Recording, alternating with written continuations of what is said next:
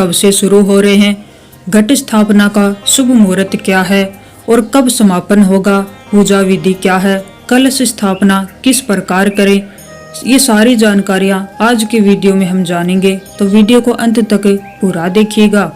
हिंदू धर्म में नवरात्रि का विशेष महत्व है। साल में कुल 4 नवरात्रि आती हैं, 2 गुप्त नवरात्रि और 2 प्रमुख नवरात्रि, जिनमें चैत्र और शारदीय नवरात्रि शामिल हैं। इनमें शारदीय नवरात्रि को सबसे महत्वपूर्ण माना जाता है। यह पर्व आश्विन मास के शुक्ल पक्ष से आरंभ होता है और शरद ऋतु में पड़ने के कारण इसे शारदीय नवरात्रि कहा जाता है। नवरात्रि के 9 दिनों तक माँ दुर्गा के अलग अलग स्वरूपों की पूजा की जाती है और 10वें दिन विजयादशमी के साथ इसका समापन होता है।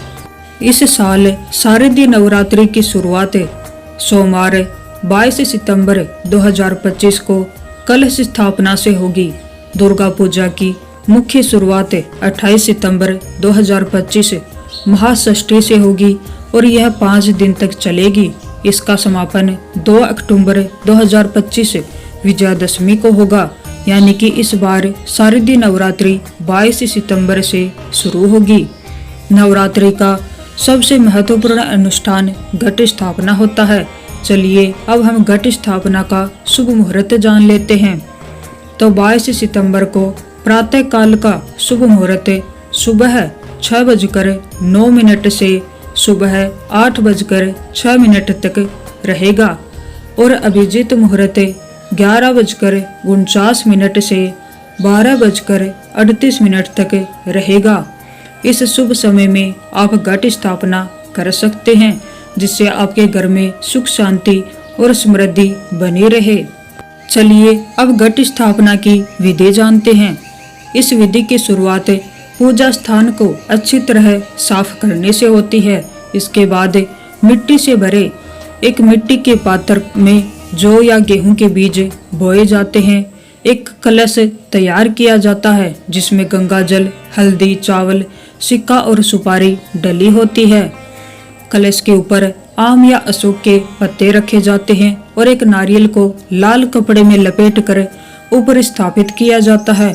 फिर मंत्रों और प्रार्थनाओं के साथ कलश को रखा जाता है। 9 दिनों तक प्रतिदिन सुबह और शाम पूजा की जाती है।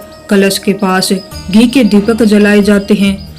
भक्त आरती करते हैं, दुर्गा सप्तशती या दुर्गा चालीसा का पाठ करते हैं और कई लोग अखंड ज्योति भी जलाते हैं। ऐसा माना जाता है कि अखंड ज्योति जलाने से सकारात्मक ऊर्जा और देवी का आशीर्वाद प्राप्त होता है।